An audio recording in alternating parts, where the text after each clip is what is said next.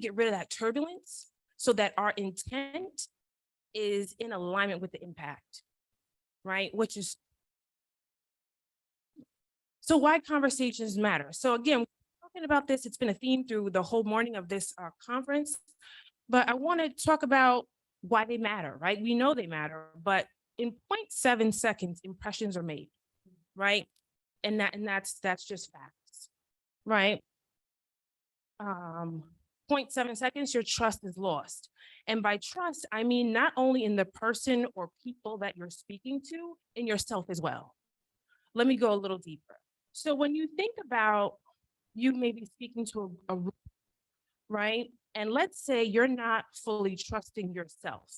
Your intention may come off not the way you want because you don't trust that room. Conversely, if they don't trust you, your words may be misconstrued or your impact may be a little different because they're not trusting you, right? So think about it, goes both ways. And we're going to talk about trust a little bit further in our dialogue, but just how to make sure we enhance that trust.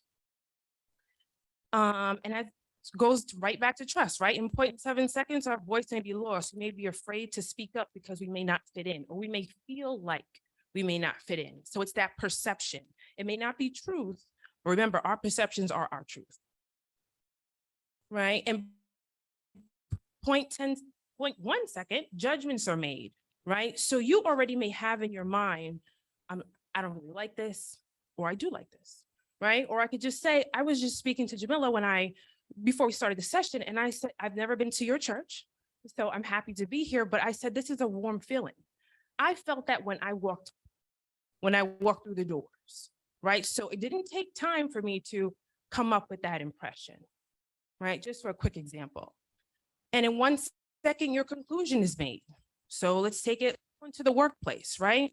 Your boss comes to you, they start talking. You're already in your mind like, I'm not doing this.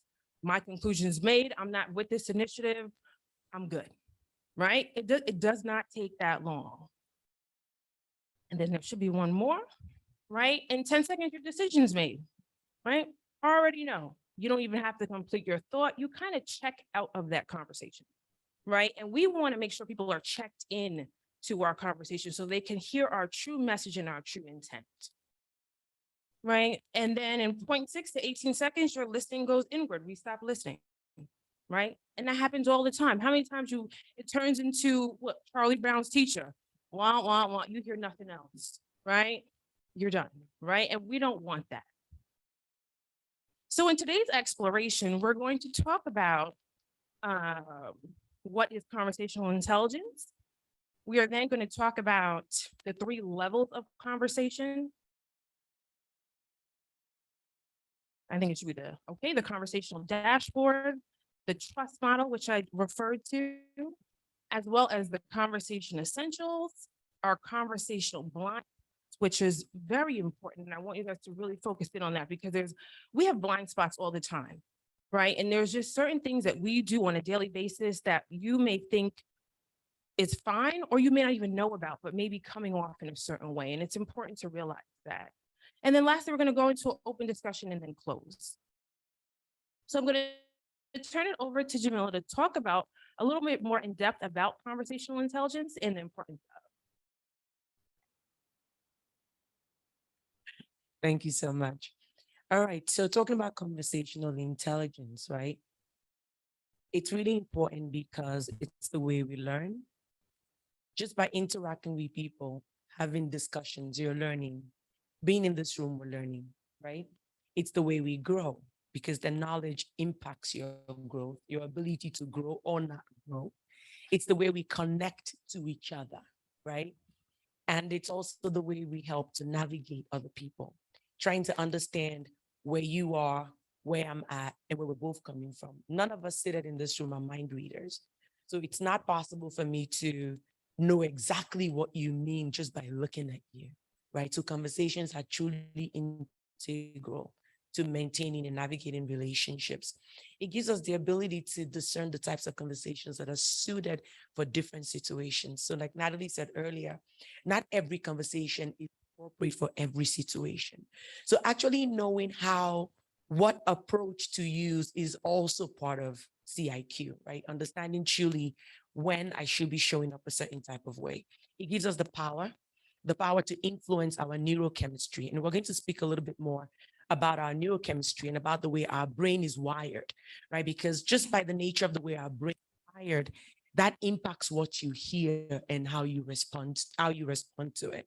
And I'll talk about that in a little bit more detail. It gives us the power to express our inner thoughts and feelings in a way that strengthens relationships. So conversations are like threads. They can make relationships stronger, or they can weaken relationships. And that's why they're truly important. And lastly, it gives us the power to influence the way we interpret. If I'm conversationally intelligent, then when you're speaking to me, so now it's not just only about when I speak, but then once I improve my CIQ, I'm able to receive the things you say to me a little differently as well, because I'm interpreting through a different lens. Next slide, please. I know that you believe you understand what you think I said, but I'm not sure you realize what you heard is not what I meant. So how many times have we been in the room or in a conversation, right? And you walk away thinking you understood perfectly what that person was talking about, but you actually missed the entire point. And like Natalie said earlier, our perception is our reality. So if I already perceive and I feel a certain type of way, the message is completely lost. And that's why this topic is important. Not just so that I can talk to you, but then so that you can also receive what I'm saying to you the way it was intended. The next slide. All right, let's talk about the conversational dashboard. If you look at this picture, there's the frontal lobe, our prefrontal cortex, and then right here on the base of our brain, we have something called the amygdala. Your amygdala is actually your primitive brain.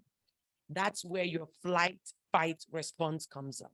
That's where your defense comes up.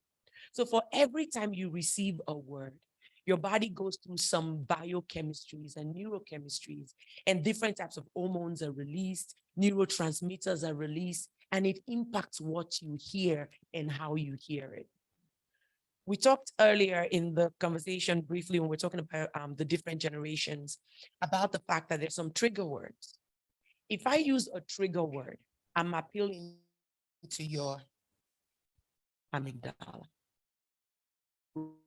Right away, you are defensive. Right away, you want to fight. You're afraid. It all leads to distrust, right? Because the moment I get that trigger word, why? What do you mean, why? You shut me down. I'm not hearing anything else. All I'm fixated on is the why. And that's why it's important to truly know that when, as we talk about conversational intelligence, we then move on this dashboard, moving from the I to the we, right? Because the intention of conversations is so that you don't get stuck on this side, because this is the weaker side.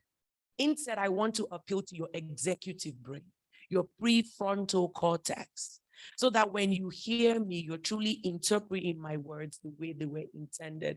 My words come across as words of integrity, words you can depend on, words you can hold for the true value of what it is, right? I don't know if you've been in environments where people say things like, I feel so free. I can say whatever I want and feel like it won't be held against me, because there's trust. It's a safe space. There's trust. We can talk, we can be open, we can be real. That's the intention, right? When you look at the levels of conversation, there's level 1, tell and ask. We're just exchanging information. So information exchange is not a conversation. It's not.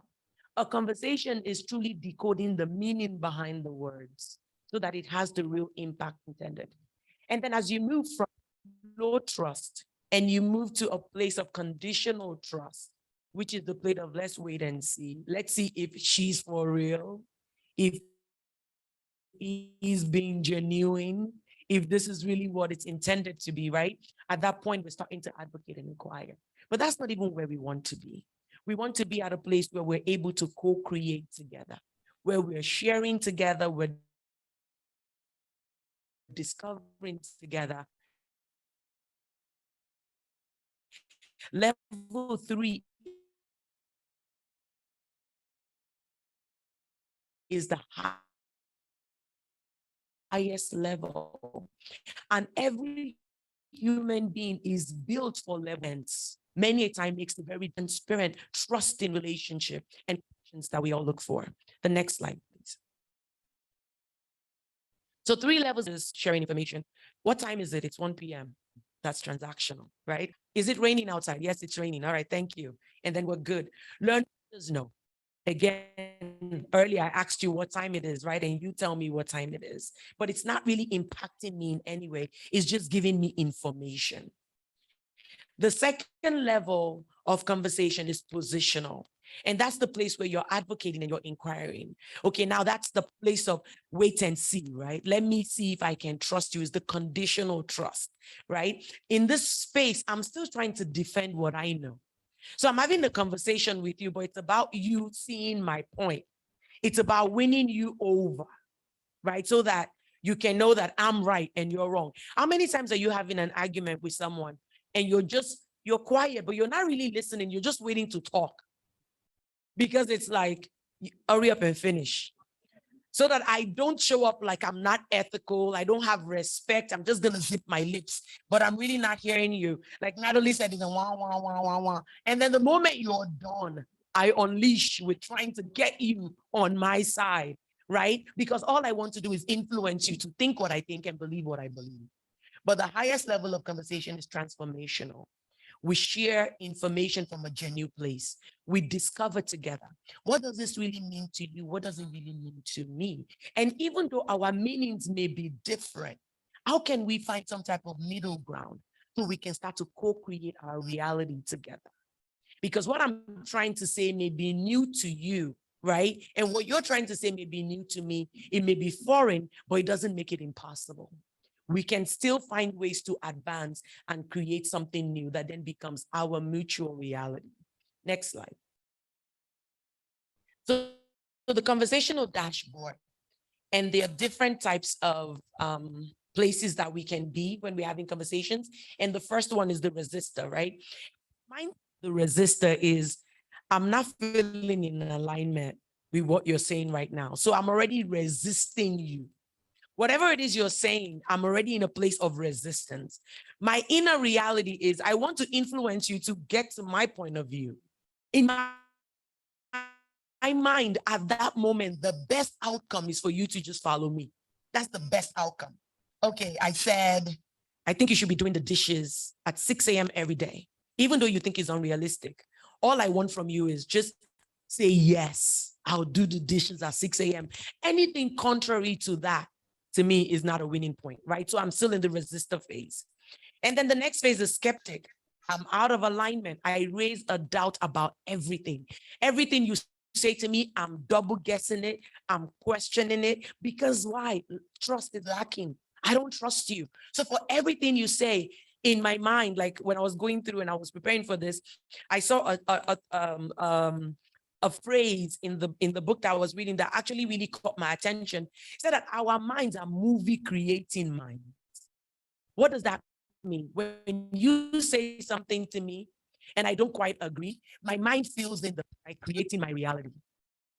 So she said this because the way she looked at me when she said it, it must mean that. So then I create my own reality, what I think you're trying to pass across, right? I'm second guessing everything. I'm doubting everything.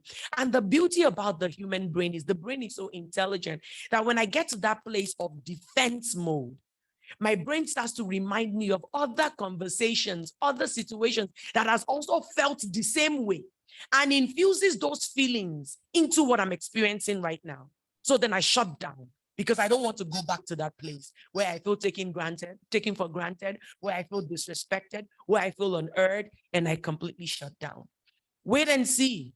Let's wait and see if other people commit before I commit. Now it's not even really about you. It's just I've been burned one time too many. Let me see what the general opinion is before I make up my mind. And then the experimenter. This person, you are at a phase now where you did experiment. All right, I've been burned. Things haven't really gone the way I wanted it to go, but I'm willing to like step out and test the waters a little differently. And then the last one, which we talked about, something new. That's the climax. That's what we're all trying to get to. That's where we should be. And the question is, how can we create new possibilities together? And the thing is, if all of us in this room get to a point where we're co-creating, then we'll be able to transform reality with others into a positive way. Please know that when you get into a conversation with someone, it's not just the words that are happening. Many things are happening at the same time. And that's why conversations are very complex. It's not just about what you're saying, but it's about what I'm hearing. It's about what I'm feeling. And it's about what I believe what you're saying means to me, right? When you look at our neurochemistry, scientists tell us that from 10 feet away, I can form an impression about you. You haven't even opened your mouth, just your body language, the look in your eyes, and I already form an impression. So by the time you get to me, if the impression is negative, even if you say you love me, I'm not hearing love. I'm hearing something completely different, right? Next slide. So what's the goal today? What are we trying to achieve today as we go through this? We want to move from power over to power with.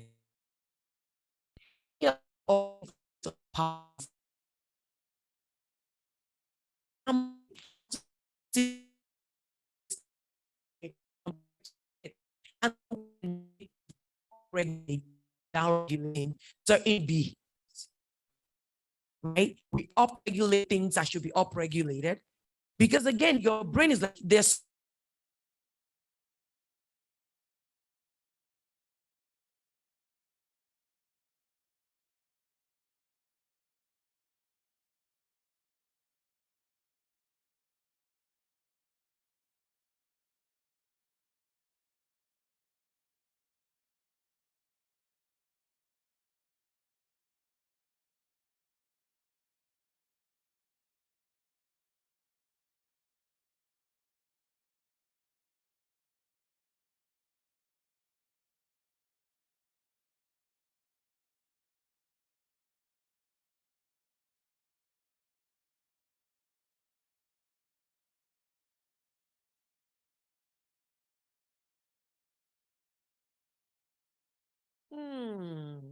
Kosher way to say it.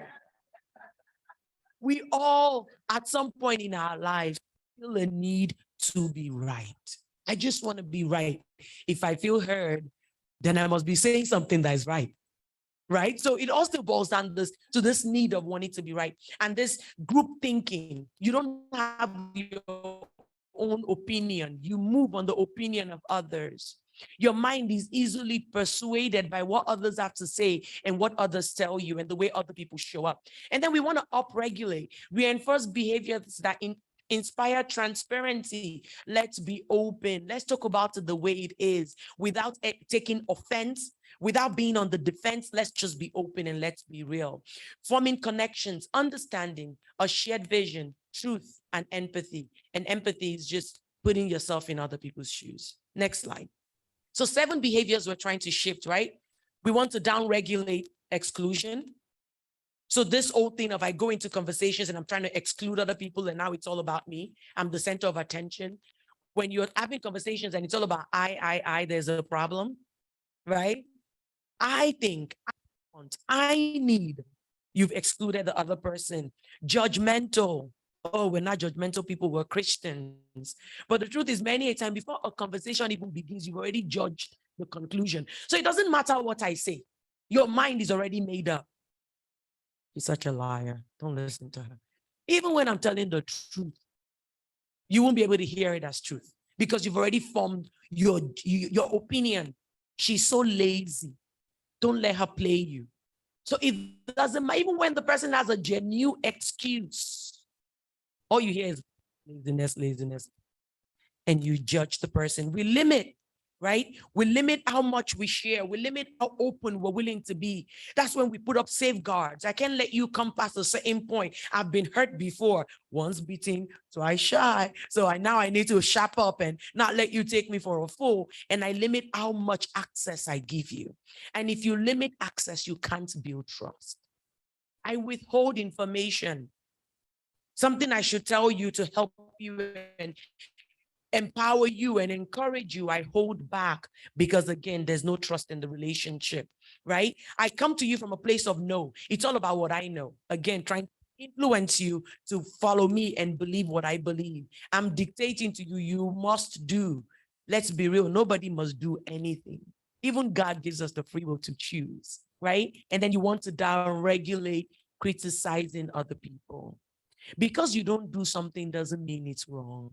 Because something doesn't make sense to you doesn't make it bad.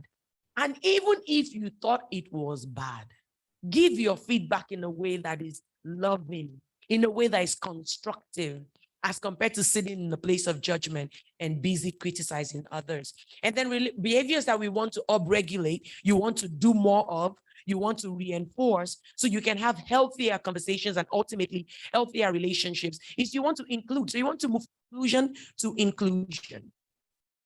As from I, how about we? How does this impact all of us? What can we do, right? It's about we. As compared to judging, let me appreciate. Appreciate where you are. Appreciate our differences. Appreciate your point of view, even if it's not my point of view, and even if it's not my reality. Instead of limiting access, expand access. Expand access. Gio was talking earlier and said, be forgiving, be loving. The truth is, as human beings, I have made it up in my mind that there will always be room to hurt and offend each other. And unless I expand access, I will close in my world and put myself in a box. And God did not create any human to be alone. We all need each other. Don't withhold, instead share. Share meaningful information. We're in an age where people are oversharing. Pastor was talking earlier, somebody's sleeping and they're on Instagram. I still don't get it, but we're talking about conversational intelligence. I'm not going to judge anybody. Oh, we thank God, thank God, thank God. It works for you, it works for you, right? So we're an age where we're oversharing, but share in a way that is meaningful. Discover together. Don't approach a situation from what you know. Try to understand where the other person is coming from. You may learn something new and shock yourself. I never thought about it that way. Have an open mind and come in with an intention to discover, develop. So when I come to you and I share information with you, it should be because I have an intention to make you better. I want to develop you. I want to support your growth. And lastly, celebrate. As compared to criticizing, celebrate. Celebrate each other. Celebrate each other's strengths, even as we pray about each other's areas of opportunities. Does this make sense? All right, Natalie. All right. So Jamila made a great segue into trust, right? So that's what we're going to talk about. We're going to talk about some trust building attributes that you can do to enhance the trust in order to improve your conversations, right? So here's a quote right here, which correlates exactly to what Jamila was just saying, right? You must trust and believe in people or life will become impossible, right? So we have to do that in order to trust. So if we move to the next slide, we're going to talk about the trust model, and it talks about just trust builders, right? So these are things that you can do to enhance the trust so people learn to trust you better. And also you learn to model those behaviors, right? We talked about modeling earlier. And if I take it one step further, when we model behaviors, there's studies that show that the person that is looking at you model those behaviors, there are areas in their brain that their brain starts to assume that they're actually doing those behaviors. So they're more inclined to model what you're showing, right? And actually get the response and actually build the trust that you're looking for, right? So the first one is transparency. We can go to the next slide. Right. So transparency is basically in the true essence of just being open, being able to communicate. Right. So I know sometimes being transparent may become uncomfortable. Right. There's certain things you don't want to say too much. You want to limit because you may be feared of being judged, or maybe I shouldn't really say this to this person. Right. But when we start to have those thoughts of apprehension, transparency then gets right? So we want to share our quell threats. We want to talk about the frustrations or worries without fear, right? As we talked about, a safe space, right? We want to ensure that we have a safe space to enhance that transparency, right? And we talk about relationship. We want to connect and engage with others. right? Even those you may see as foes, right? There's many people we may see like, I don't really know, but extend an olive branch, give them a chance, right? Because let's say that person that always had this reputation of can't trust her. I don't really know. I'm just gonna step back, right? But you don't know where that person has been and how far they've come, right? You don't know if they're a different person showing up to you today, right? So mindful of that, right? And just all of us go through transformations all the time, right? We're not the same person we were yesterday or last week, right? You may not be the same person after this, right? So remembering that and being able to connect in those relationships, right? So then you understand, right? Be inclusive, share your and understand needs and emotions, right? So again, it talks about understanding where that person has been, where that person's coming from. You may not agree with it, but it takes a lot to just understand where they're coming from, their point of view, right? They grew up differently than you. They live in different societies than you. They have different experiences than you, right? So remembering that and being able to understand that, okay, perhaps that's their perspective. I may not personally agree, but I respect it, right? And that's what I'm going to do to move forward. Shared success, right? Communicate the successes that you would like both of you to achieve, right? So not just my own personal success. What would I like us as a community to achieve, right? So you lower your attachment to being right? We talked about this earlier, right? We don't always have to be right?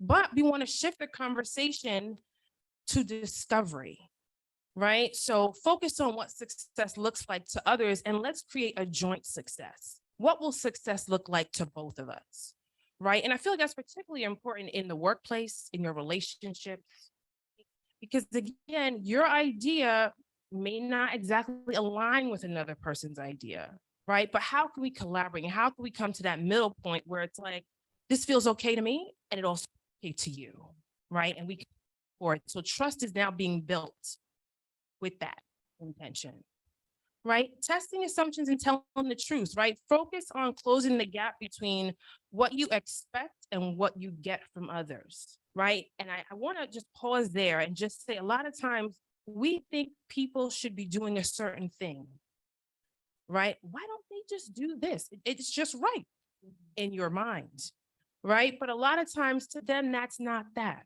right? So we want to understand where they're coming from and let's try to close that gap, right? So let's just not continue to focus on why they're doing it that way, but how can we come together and foster that relationship, right? So the idea I just had in my mind is think about how many times that you are trying to get to a certain point, right? And you take steps 1, 2, 3, right? This person may go 3, 2, 1.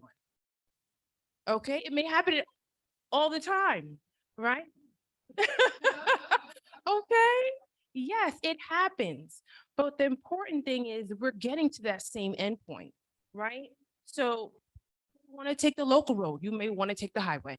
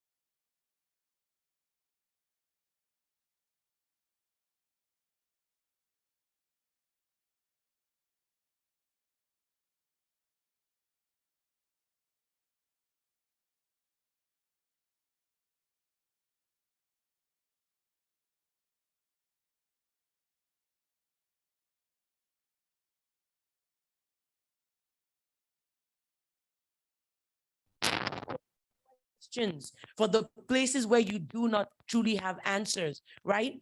Priming for trust. Priming for trust. Establish your intentions at the beginning of a conversation. Please be clear what the conversation is about, so there's no confusion. Dami, I want us to have a conversation, and this is what I'm trying to achieve by having this conversation with you. If you don't prime for trust, then you leave me open to make my own assumptions. But if you were to be honest and open and say, you know what, this is have this conversation with you. I need to understand this particular incident that happened. I'm not upset. I just want to understand. And this actually helps me a lot in my marriage. If my husband and I are not understanding each other and I've thought through it and I still can't make sense out of it, I'm like, I want to talk to you. Please know that I'm not angry. I'm not upset. I'm not offended. I just want to understand.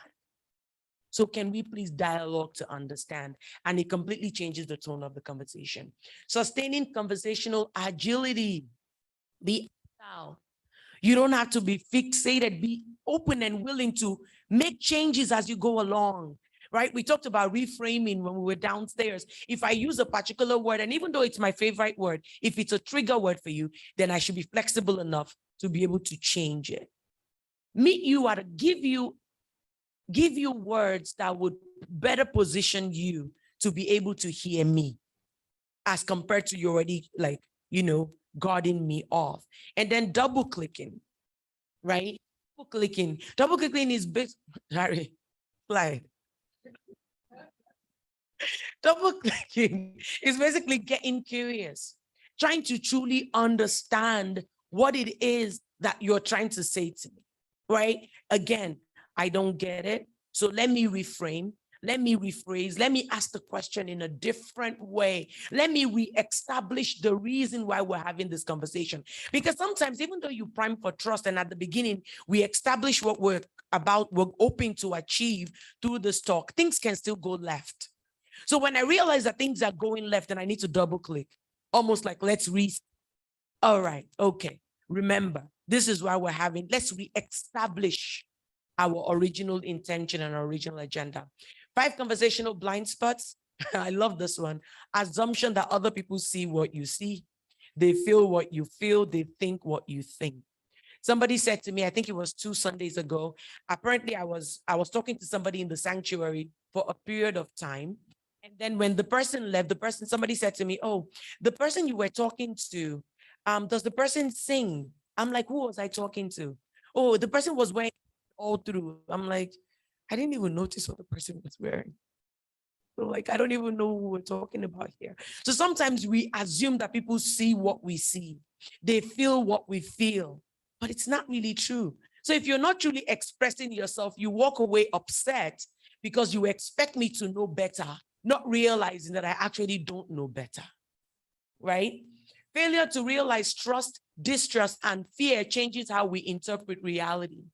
If I already distrust you, if I'm coming from a place of being afraid, and not fear of, oh, you're going to hurt me, fear from a place of I need to guard my emotions, guard my integrity, guard my own self because I don't want to be misunderstood, it completely changes the reality, right? Number 3, inability to stand in the shoes of other people. So again, talking about empathy.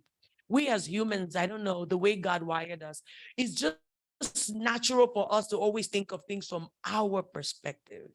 Pastor Silvio Blessing said last night, the Trinity of self, me, myself, and I. It's all about what I see, how I feel. So it's so easy for me to just assume and project those emotions on other people as compared to walking in other people's shoes. Assumption that we remember what others say when we actually remember what we think about what they said.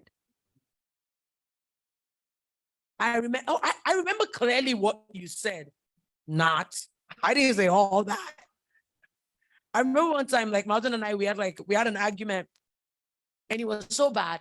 And then like days later, we're trying to like go back and talk things through. And then he said some things I said. I was like, I never said that. I'm like, I should have recorded myself because I didn't say all of that. But the issue is that that's what he heard or felt by what I said. And that's why words are really important, and we need to be careful how we choose our words. And the antidote to that is making sure that you're always coming from a place of care, a place of love, a place of mutual respect. Because if not, we'll end up using words that we don't mean. Imagine saying to somebody, why do you behave foolish? In the person's mind, when you challenge them, I didn't say you were foolish. I said the behavior is foolish. Oh, no, no, no. What I heard is you called me a fool. Shut down. We're out. Right? Just on Sunday, I was sharing with Natalie earlier that on Sunday, we're having like the leadership huddle. And one of the leaders said to another, oh, last week that you weren't here, we didn't even miss you. Everything went so well. So the colleague was like, what do you mean you didn't miss me? Amygdala, straight up. So I said, well, that's not what she meant. What she meant was that you trained us so well. Everything went so well, you would have been proud. And then the lady said, yes, that's what I meant.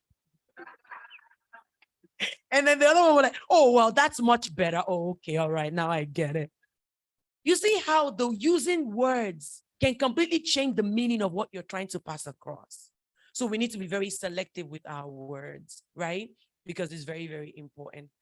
So now I want us to just reflect for like the next 1 minute and think through what this session has taught you.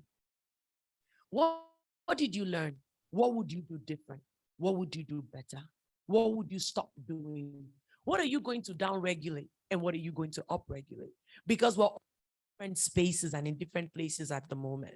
And areas where I need growth may not be areas where you need growth. So can we just take a minute and just reflect? And I want you to take notes, because then you're almost committing yourself to it because you're writing it down. Where do I have opportunity? What can I do better? What can I do more of? And what do I need to do less of? 1 minute. God bless you.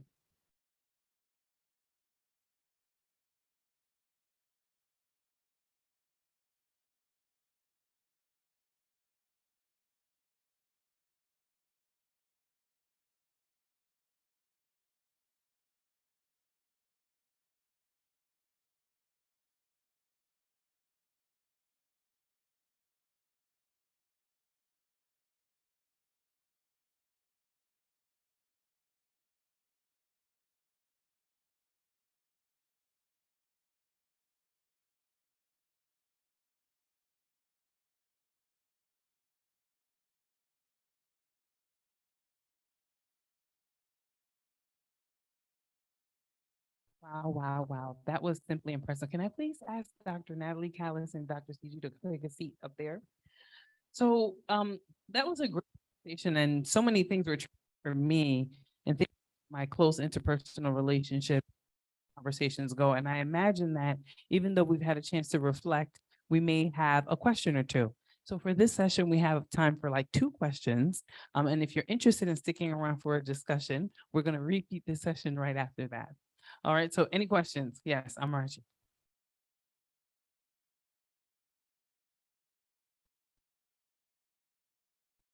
Oh.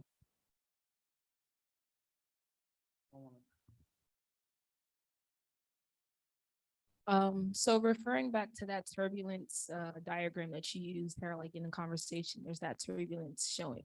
Wouldn't there always be turbulence when you're having a conversation with someone, because people come from different backgrounds, cultures, everybody's depiction or perspective of things will always occur. So yes, so necessarily wouldn't there always be turbulence? And if so, how would you navigate, Yes, of course. So yes, there's always turbulence. That's why it's up there. There is turbulence with interpretation. But what we want to do is make sure the turbulence that's happening could be mitigated so that your intention or the purpose of what you're trying to say, or the intention of what your goal is landing appropriately.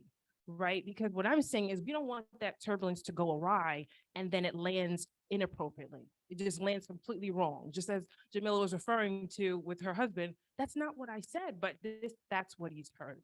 Right. So we don't want to get to that place where they have a long soliloquy of what they've thought you said. We want to get ahead of that. That makes sense. Back to that, right? Also, like the more you develop your conversational IQ, your turbulence it's not as erratic anymore, right? Because Now you're working off of a different set of skills in reference to interpret what you receive, right? So the more you do the intentional work to improve your ability to have healthy conversations, you find that that fluctuations will lessen, and it will be more of a straighter line as compared to now I'm like, all over the eventually.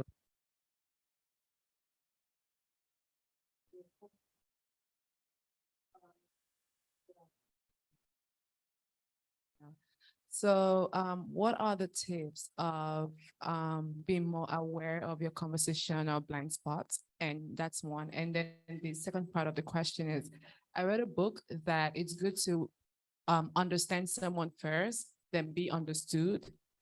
Then if you're trying to understand somebody and the person is not using like correct words to make them easy to understand too, because that's your goal, then how do you navigate through that conversation to make sure that you leave the positive notes in that conversation? Sure.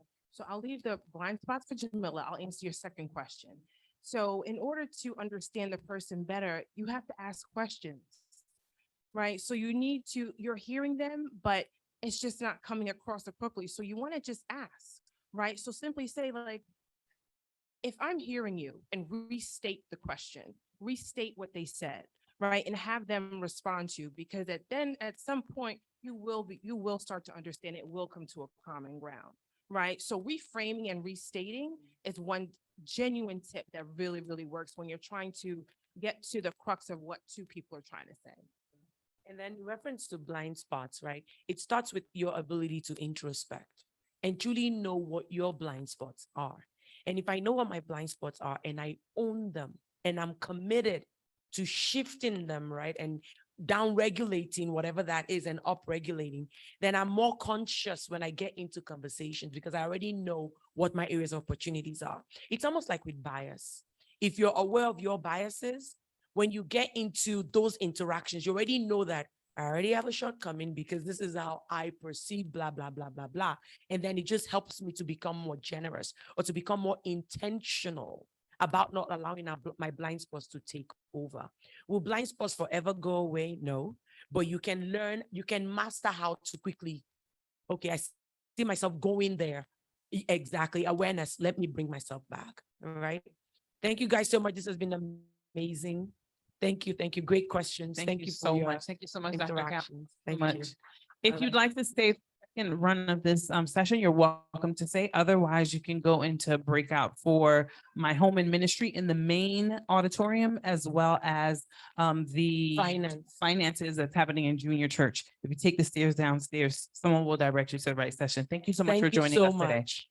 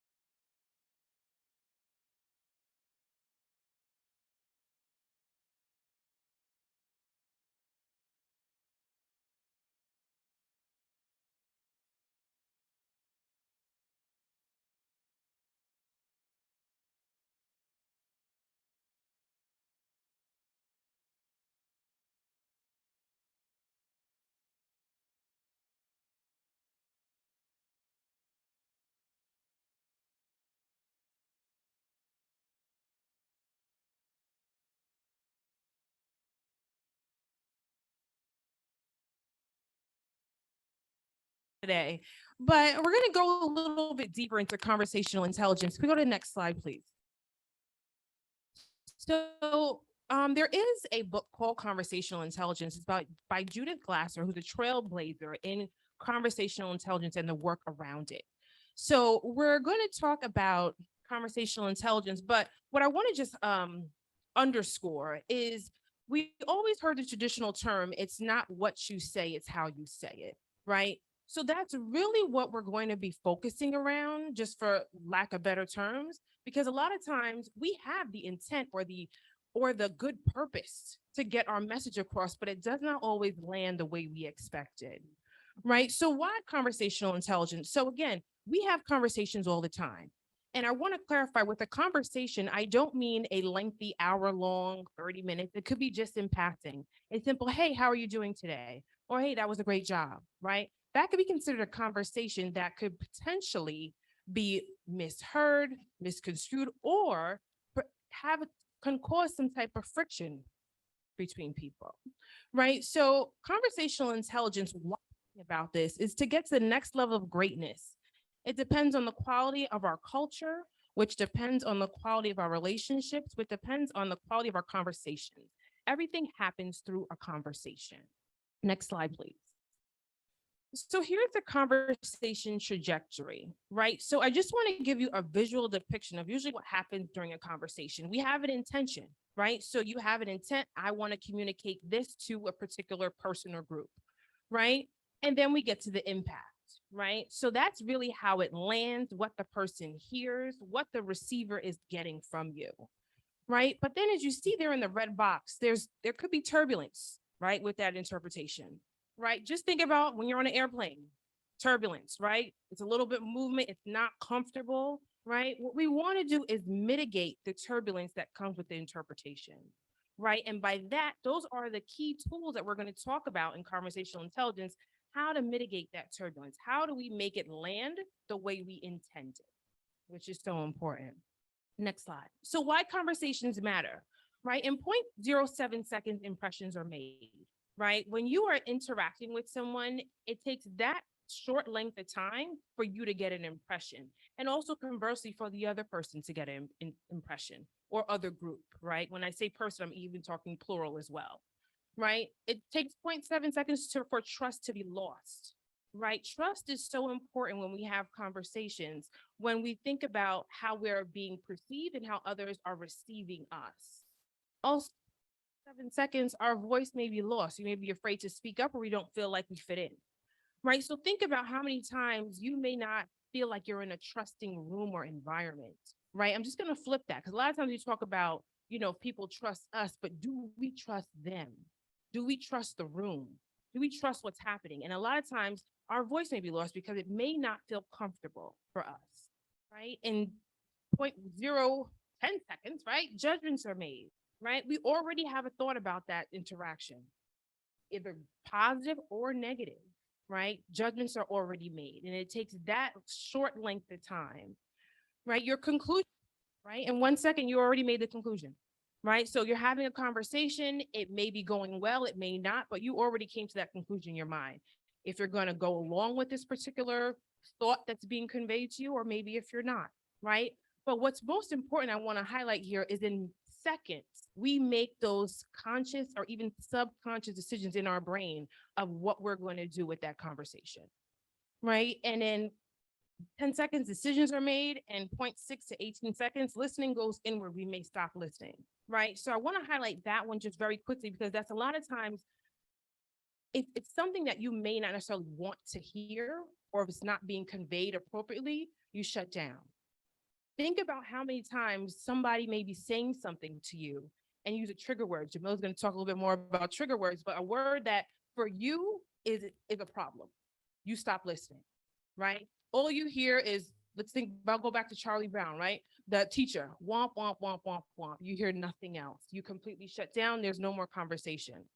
However, the person that's delivering the message is still talking to you, but you're not listening anymore, right? So whatever they may have said went over your head. You don't care. I'm good. I'm done, right? And that's what we want to assure does not happen when we have these conversations. We want to make sure we have productive and intentional, and that our message is landing appropriately. And so here, when we talk about today, we're going to talk about what is conversational intelligence. In your packets, there's the definition of conversational intelligence is per textbook definition, but we're going to talk about it while we're here. The 3 levels of conversation, because there's always levels, like I always say, there's levels to this, right? There's levels to conversation too, right? We're going to talk about a trust model. Because again, as I talked about, having a trusting relationship leads to better communication and better conversation. So we're going to talk about how to enhance that trust. Also, the conversational essentials. We're going to talk about our conversational blind spots, right? And then we're going to have an open discussion and then close. So I'm going to turn it over to Jamila. She's going to talk a little bit more about conversational intelligence and basically what that is. Thank you, Natalie. So, conversational intelligence is the way we learn, right? We learn. It's the way we grow. It's the way we connect to each other. It's the way we navigate our relationships with others. Everything happens through conversations. What I say can either trigger a positive emotion, response, feeling on the inside of you that then determines how you show up, or it can create a negative emotion on the inside of you and you show up completely different.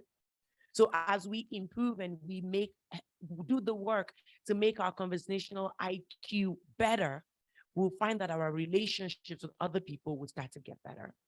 It gives us the ability to discern the types of conversations that are suited for different situations.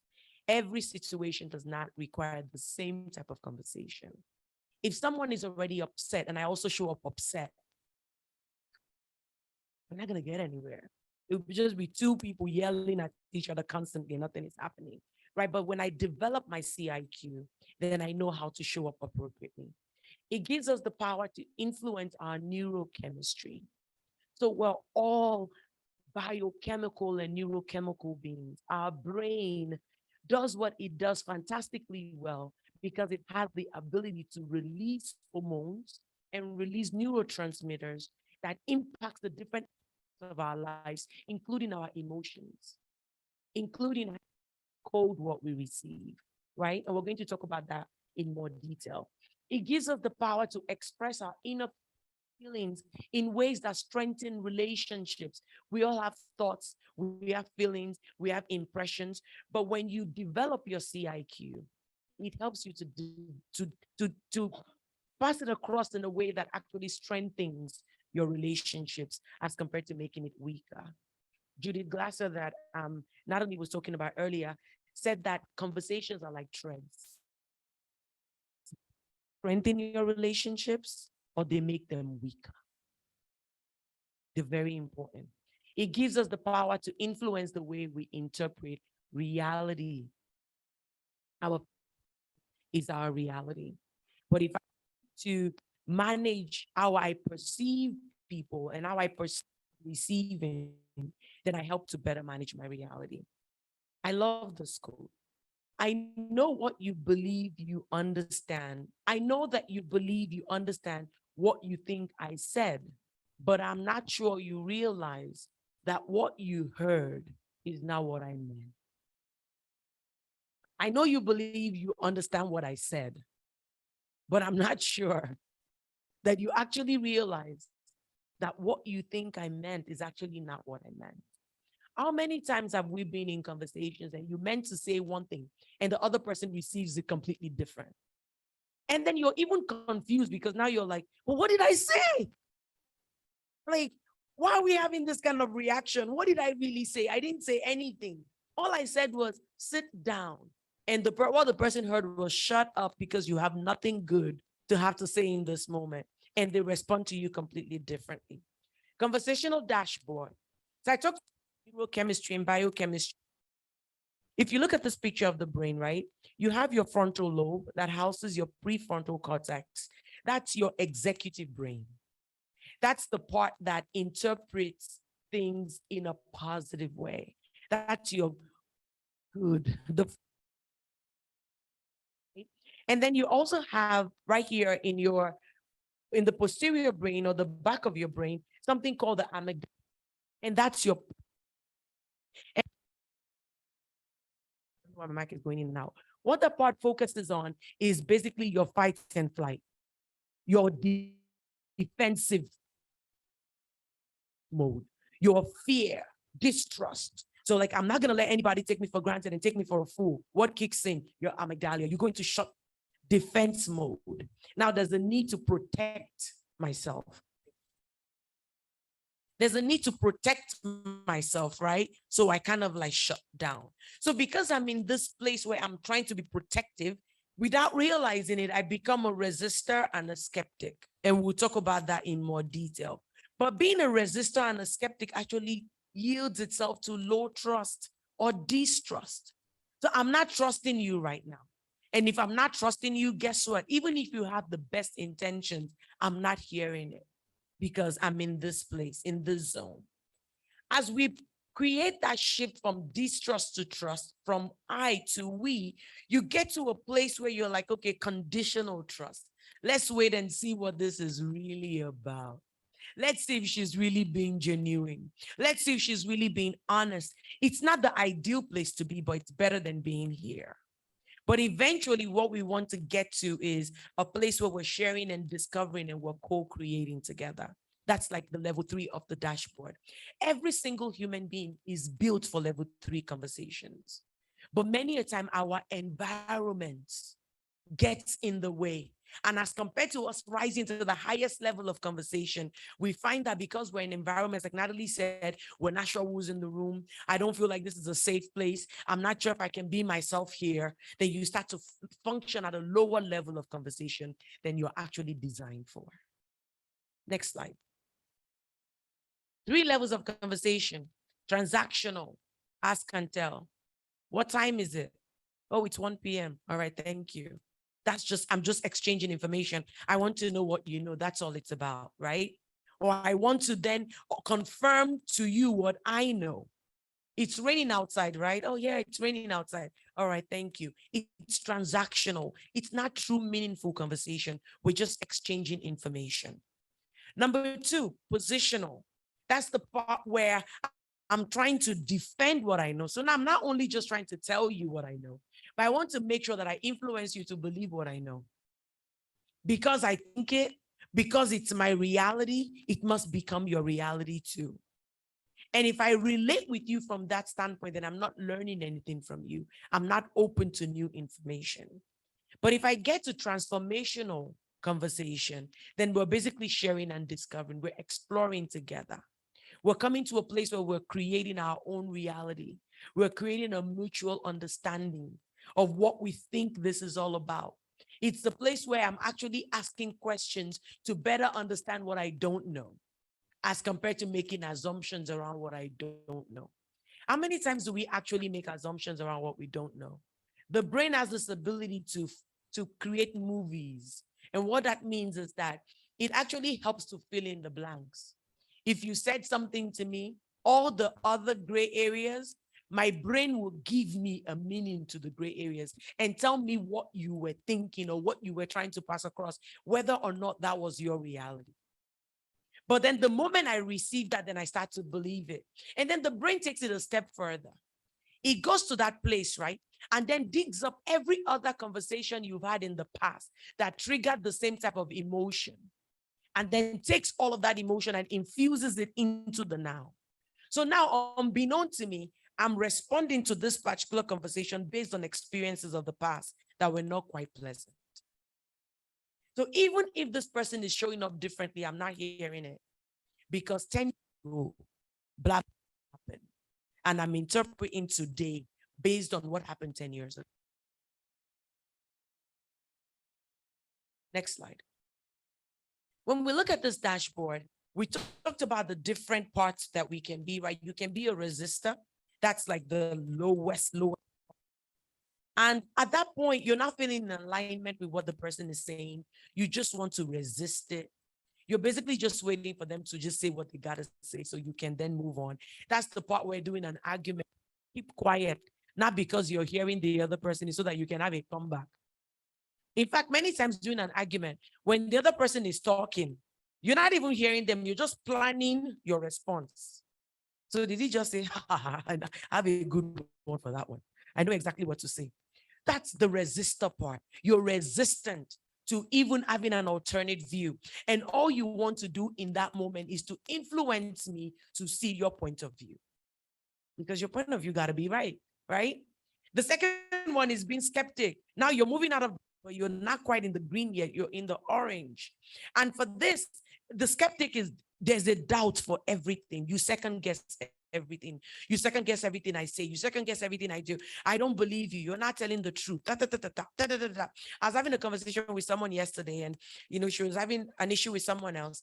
And then I said to her, I said, but are you open to actually considering the fact that maybe you're misunderstanding? Maybe it's not really that way. Oh, no, no, no, no, no, no, no. That's exactly how it is. Because we're being skeptical. Wait and see. I'm not going to make up my mind about the situation right now. I want to see where other people land first. So if other people think it's good, then I'll go with it. If they think that person is a bad person, then yeah, they have to be a bad person. We're not forming our own impressions. We're leaning on others to make up our own minds. The experimenter desires to experiment, right? That's the place where I want to share. I want to discover. How can we best move forward? So yes, right now we don't see eye to eye. I don't agree with what you're saying. You don't agree with what I'm saying. And it makes sense. Natalie said earlier, we all have different backgrounds, different cultures, different exposures. We were raised in different ways. So I may not see it your way, but it doesn't mean your point of view is wrong.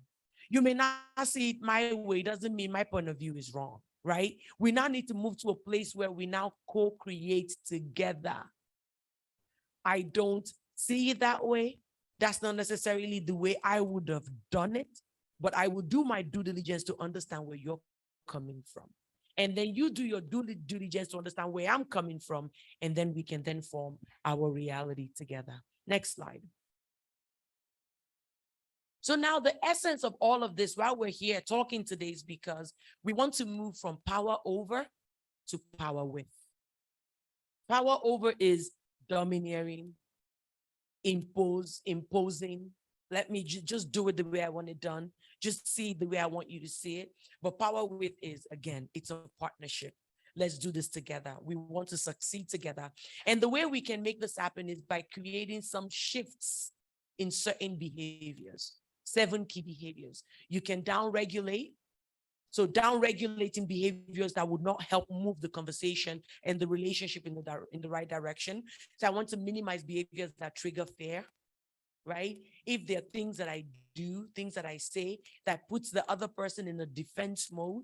So fear is not fear of, oh, I'm afraid you're going to hurt me. Fear from a place of, I don't feel safe. Speaking up, feel misunderstood, right? It doesn't matter what I'm going to understand anyway. So I'm just going to shut down. But I want to down-regulate those behaviors. So if there are things that I say that may trigger that for the next person, then I want to make sure that I adjust that, right? I want to down-regulate power plays. I'm the man of the house. What I say goes. I'm your boss. You're my subject. So you do what I say, right? I'm the parent. You're the child. We superimpose. You want to downplay those power plays. And you want to downplay any kind of uncertainties. Downplay a need to be right. I have to be right. If I'm thinking it, then it's correct. It may not be correct, right? I may be way off my mark here. And I want to downregulate group thinking, right? Things that leads me to a place where I don't have a mind of my own. It's about what the group thinks. Something may even happen that didn't even impact you, but because somebody else feels a certain way about it, you move with the group. We want to downregulate that. And then upregulating. Reinforce behaviors that inspire transparency. Let's be transparent. We should be able to talk to each other and talk openly without the fear of being judged or without the fear of recourse, right? Negative recourse. We want to upregulate behaviors that promote connection, promote understanding, promote a shared vision, that promote truth and promote empathy. Empathy is putting yourself in other people's shoes. Next slide. So the 7 key behavior shifts we're looking for. Downregulate exclusion. Excluding people, When you're having conversations and it's all about I, there's a problem. You've excluded everybody else. It's all about you. And when people feel excluded, they're not hearing you. They're not hearing you anymore, right? So I want to go from exclusion to inclusion. So as compared to I, it's we. As compared to being judgmental. So before I get into the room, I already preconceived my impressions about you and what I think this is all about. Actually, neuroscience tells us that you can actually perceive somebody's aura or somebody's neurochemistry from 10 feet away. So the person is not even close to you yet, but you already have a judgment around how you think they're going to show up. So then when they eventually show up, it doesn't matter what they say, because you already have a judgment formed behind your mind. So as compared to judging, let's appreciate the differences we have. I don't see it your way, you don't see it my way, but there's value in the way you see it. There's value in the way I see it. Let's appreciate each other's, the differences in our points of views. As compared to limiting access you give to people. Oh, I've been hurt before, so I'm not going to let people in. As compared to doing that, why don't you expand access? Expand access, be generous, show care. Natalie said, extend an olive branch, right? Expand access. Don't withhold information, share. How many times do we have info, but we withhold it because we're afraid that what we say will be misconstrued and instead be open to sharing, right? Down-regulate, no. What does that mean? It's all about what I know. So I'm coming to you based on what I know. As compared to that, let me come to you from a place of discovery. Let's discover together. I don't want to dictate anymore. Oh, you do this because I said so. Instead, I want to develop you, help you to understand the whys behind the reasons why I say, don't do this or don't do that, or do this or do that. Develop each other. Instead of criticizing each other, let's celebrate. Celebrate our wins. Celebrate the successes you've made. Celebrate the growth you've made, right? As compared to criticizing each other all the time. And I'll turn it over to Natalie.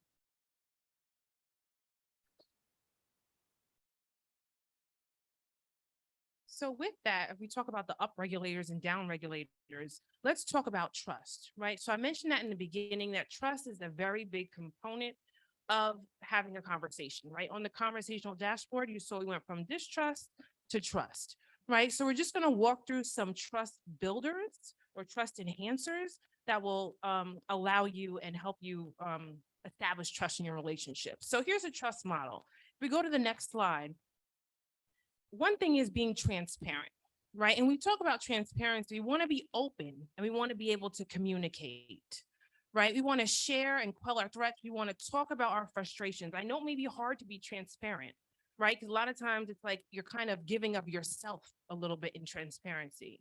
But we don't want to be fearful of that, because remember, when there is establishing trust, then people are more likely to receive you, right? And also you want to model that behavior, especially for people who look up to you, if you're a leader, or even for your kids, right? Because people are more likely to, if they see you doing something, right, they're going to do it as well, right? They see that modeling behavior, right? And science shows that if someone sees a behavior, there are areas in the brain that are illuminated, right, that make them feel like they're actually doing those behaviors as well, right? So again, so modeling is so important. So that's why I really want to do these two.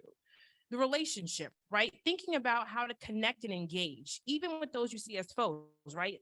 Extending that olive branch. You may have a perception about someone that may not be particularly positive, but we want to understand that that person may have changed, right? That person is not the same person they were yesterday or the day before, right? Or when you met them in high school, right? Give people a chance just as though you would want them to give you a chance as well, right? Because you're not the same person you were years ago, right? And you won't be the same person tomorrow, right? So thinking about those things when we talk about relationships and understanding, we want to be inclusive.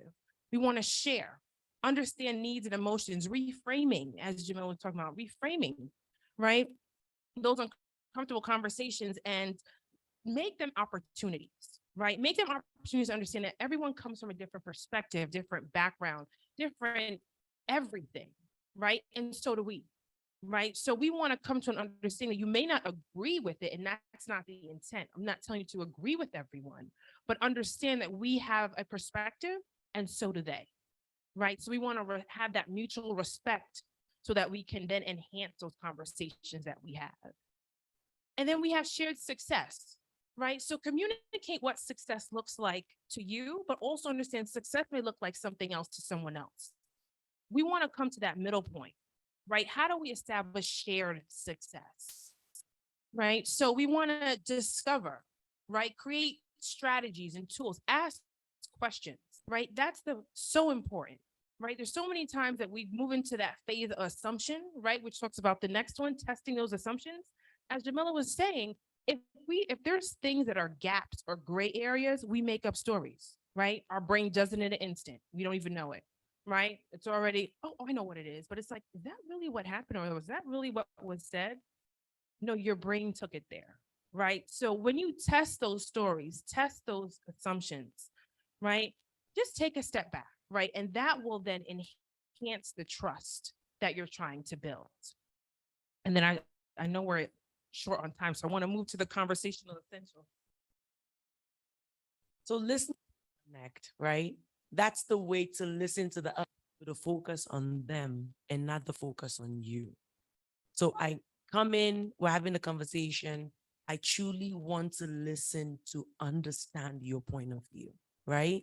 Not because I want to like superimpose myself in you. I want to ask questions for which I have no answers. So if something doesn't quite make sense, something is not clear, as compared to making up those assumptions, ask those open-ended questions so that we can have that opportunity to discover together. Priming for trust. I love at the beginning of the conversation, especially when you know you're going to have a difficult, because some conversations are challenging conversations, right? Already primed for trust by establishing the intent of the conversation. Like I told them in the first session, I do this with my husband frequently. When we need to have a difficult conversation, I'm like, please know, disclaimers, I'm not angry. I'm not upset. I'm not fighting. I just want to understand. And it completely changes the tone of the conversation. Sustain conversational agility. Be able to move through the conversation. So we talked about reframing, redirecting. It's true that we already establish our intent and prime for trust. But as we start to have the conversation, if I use a trigger word, I should be able to reframe and say, I apologize for that word. That's not what I meant. This is what I meant. I can refocus and say, I see the conversation is going left. This is why we're here. I can redirect and bring people back to the intent of the conversation in the first place. Double clicking, getting curious and diving deeper by asking smart questions. Dive deeper, ask questions, smart questions, questions that will make it clearer what the person intended. Because sometimes you'll be amazed what you thought they heard is not really what they heard. Next slide. Now let's talk about our blind spots, right? Assumptions that others see what we see, that they feel what we feel, that they think what we think. It's not true. It's not true. Because I'm thinking it, she must be thinking it too. And now I expect you to know better. Of course, you must be thinking what I'm thinking. But I really did not see it that way. I really did not hear what you thought I heard. I really don't feel what you think I feel, right? So it's important. That's why it's important to ask those questions that will allow you clarify intent, clarify where people are. Number two, failure to realize trust, distrust, and fear changes how we interpret reality. If I don't trust you, my reality, as far as you are concerned, is already skewed, right? So it does impact our reality.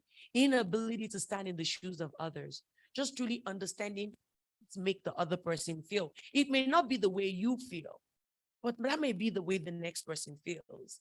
And having an understanding of that and being respectful of that.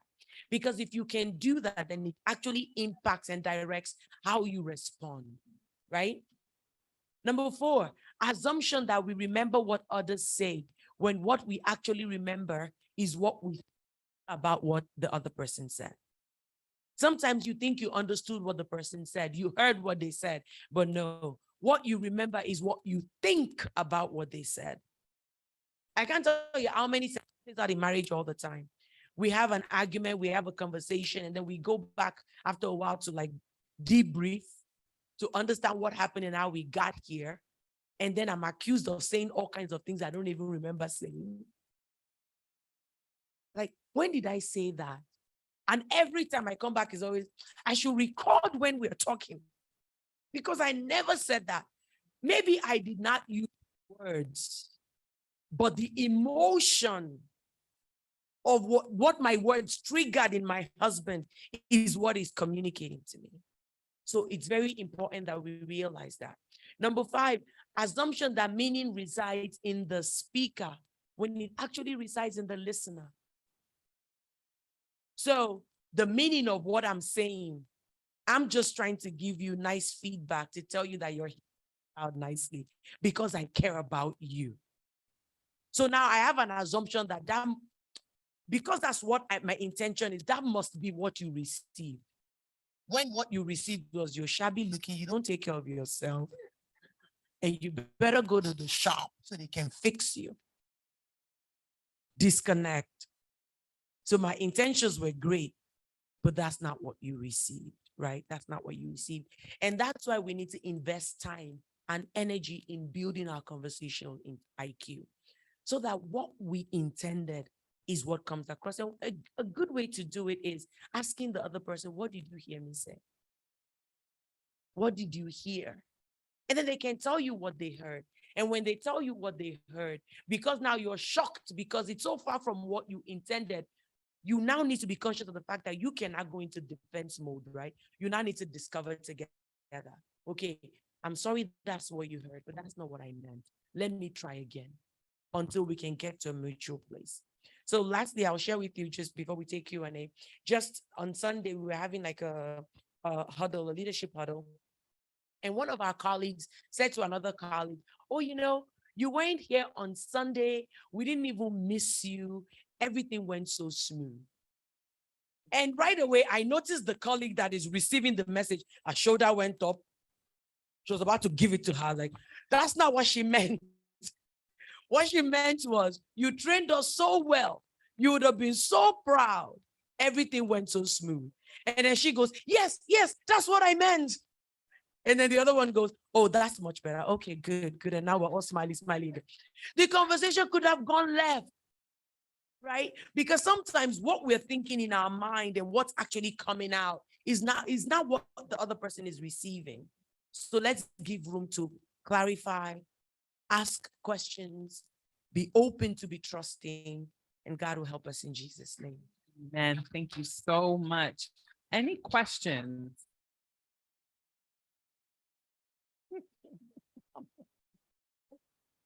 All right. Praise the Lord. Okay, so I have a question. Today I haven't apologized for what I did, but this was what happened. So I had a conversation with my dad, and we were talking about the phone, and from the way the talk was going, I felt in a position wherein I was accused of what was not what I did. So I responded in a way wherein, okay, and this was the exact thing I was like, okay, daddy, mistakes can be made. So let me just paint this scenario. He was calling me, and where I was in the basement of a building, and usually network doesn't get there. Like, it's rough, and I think he was trying to reach me, but the times he was trying to reach me, the network the call wasn't coming on my end. So eventually, when the call came in, was when I saw his call for the first time. But to him, it's like he has been calling. I'm not responding. So I was trying to say, like, Daddy, try to understand that, and that's, I think I made a statement where, okay, Daddy, you are talking about the past, like, mistake. This kind of things cannot happen, but they happen. And the way I made the statement, I didn't mean to accuse him or anything. He didn't make it known to me that, okay, he felt disrespected, but he told my mom, like, he knows I'm not like that too, but he felt disrespected, that I didn't respect him. So my mom called me the next day. I was like, this was what he told me. I should apologize. To me, I didn't feel like this, and I didn't, honestly, I didn't apologize because I didn't feel there was any. So I don't know, was I wrong for not apologizing, or I just want to clarify.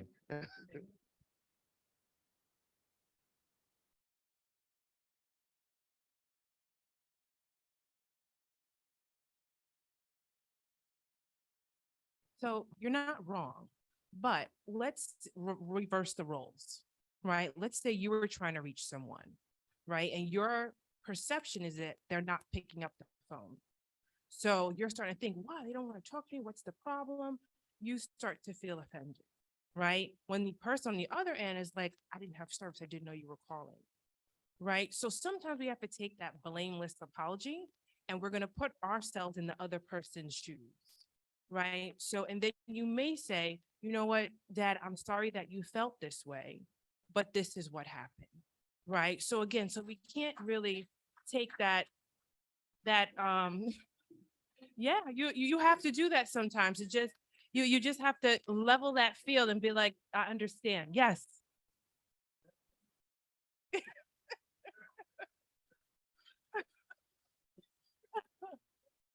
So what, during the conversation, he was still pressing that he was calling, I wasn't picking up. I was trying to explain that this is the first time I saw the call, and I responded immediately the call because I knew I had to respond to that call. I was trying to make my understand. This is the first time I'm seeing, but it's like he took it as if I've been seeing the call and I didn't want to respond. And that was when I spoke from the angle of that's when I responded in a way where he took it as I spoke to him rudely. But that was not my intention. I was trying to make them understand, okay, things like this happen. It's not like everything is perfect, and I mean we're not in a perfect world, but I was trying to make, but so that's what I'm trying to So no, hold on to the mic. Hold on to the mic. I have a question for you. Is your relationship with your father important to you? very, very important. Would it really hurt you to just apologize for the way he felt? No, Not, yeah. So then in that situation right now, it's not even about trying to again bring your own truth and help me to see your truth, right? Or see the way you see it. But now I want to show empathy. And now I realize that even though I didn't see it that way, I hurt your feelings nonetheless. So what I'm apologizing for right now is not that I ignored your call, but that your feelings got hurt, right? So Daddy, I'm sorry when we had the conversation, if I came across in a way that was rude, that was not my intention. I would never want to disrespect you. And that's the end of it. okay. Okay, we're gonna take two questions. We'll take one from here and then her, and then we can wrap up. I know. I appreciate that. Thank you. So, okay, I'll give you a little background and then I'll ask my question, right? Come from a background, you love somebody, you tell them the truth, no matter what. If your hair's not done, go, your hair's not done, do your hair, and they receive it as love. So growing up till I was 30, that's how it was. I get to 30, and then I'm in a different community where when I say your hair, fix your hair, so everybody receives it as like, oh, she's so rude. Oh, she's this. Oh, she's this. Oh, she's that. Now, got to a point where I decided that, you know what, humans are humans. I'll just leave them like that. So I trust humans. So I'll go and I know, God forbid, some expecting that because playing something just gonna fall and die. Now, when it comes to humans, You just never know. So I realized that I struggle with like trusting humans. I struggle with loving people. And I realized that I'm a loving person. I don't want to love halfway. I want to love you full out. So when you're not receiving that, then I stop loving you. So how do I go back from not trusting humans and not loving full out, because my nature is loving you full, like 100%. And I feel like I'm not myself when I'm not loving you 100%. So how do I come from there back to, who I was without offending people or feeling some type of way? Yeah, thank you for that question. So it's more of understanding the context, right? Like you said, up until you were 30, that's just the way things were. Then you came into another situation, right? Where the culture there was different, right? If you say, oh, do your hair, it's like, oh, it must be terrible. You must hate me, right? But again, if you explain why you're saying this, right? That it's coming from a place of love, or I'm saying this because, I think, or maybe it would look better if it was such a way, or whatever it is, right? It doesn't have to be hair, but whatever the conversation is, if people know your why, then they'll be more receptive to your message, right? Because again, it may be the person, let's say the hair, right? They may have heard that before, and they may be like, oh my God, someone again talk about my hair. Now they get defensive, right? So again, that may be a trigger for them and you don't know. And one thing I will say about conversational intelligence overall, as we learn and as we grow and as we become more conversationally intelligent, it will become hard. And I say that because I've noticed myself not saying certain things because I don't know how it will come off. So you may be a little bit hesitant to say, oh goodness, I want to say this, but I don't know how exactly to say it. So you may pause, right? And it just takes just a time to reflect and just reframe your words and just, acknowledge, sometimes you have to do a disclaimer with people. It's like, I'm going to tell you this, and this is why I'm saying this. And then you come with your message, right? Because again, if they know your truth, that you're truly genuine about it, then it will be received differently. So I think that approach would definitely help as you dive into the conversation.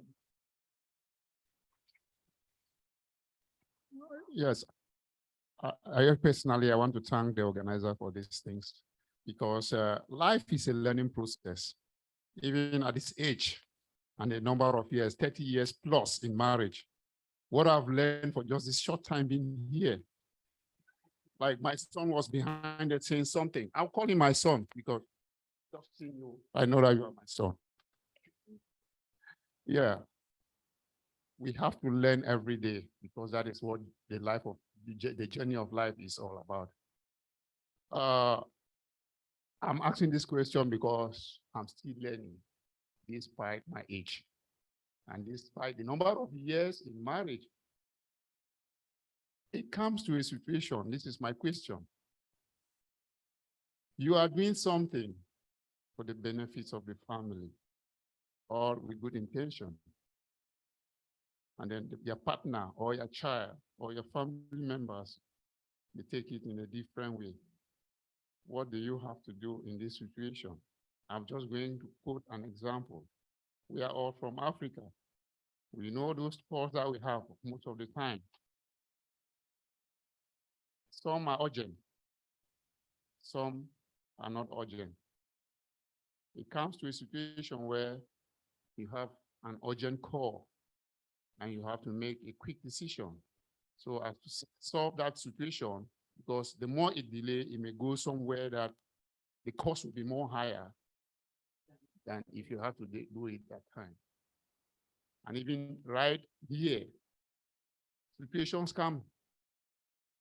As a father of the house, I immediately contribute for certain things that comes up like that, bam. Then I get a blame.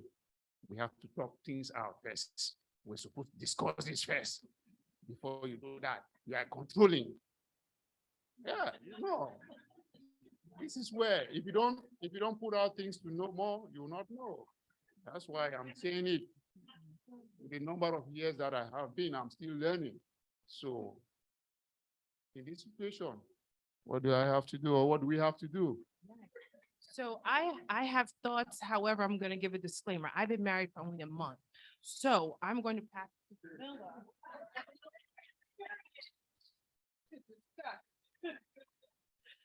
So especially in marriage, right? In order to truly build trust, communication has to be very transparent and very open. So even though I have to intervene and help a third party, or I have to do something for somebody else, the urgency should not take away the need to have a mutual respect for my partner, that we sit down and we discuss it, right? So if I'm getting a call right now and this needs to happen within the next hour, I can pick up the phone, even if we're not physically together, and say, this is the call I just received. This is what's going on. This is what I think we should do. And then we both agree. Because if I go out and I do it independently, what it says to my partner is your opinion does not count. Even though that's not your intention, but that's what I receive. I don't have a say. I don't have a voice. We have to do it the way you want it done. And if we're truly partners, then we need to be doing things together.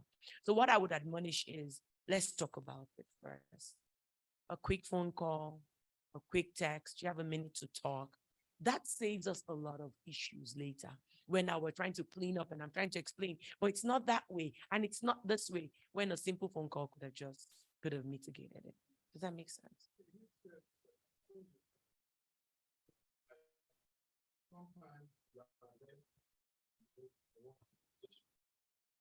Right? And I know your working situation. I know that even if I call, you will not answer the call. What do you expect?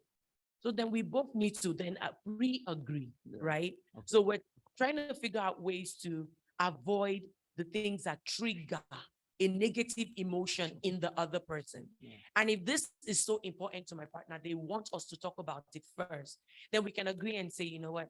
You know, there are times at work where when you're working, I can't reach you. When this comes up, how should we handle it? And then we can both agree. Send me a text. Good. And let me know. Okay. And when I get out of work or when I look at my phone, I'll see it, and that's okay. We agree, right? Because what the other person wants is just to feel like you guys are partners. That's true, yes. And that they have a voice. That's all. Okay. Thank you so much.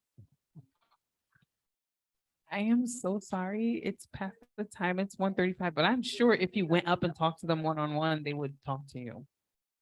So for the purposes of the conference, Pastor Jonathan, you were the one clocking my time before we came in here. I'm making sure I ran on time.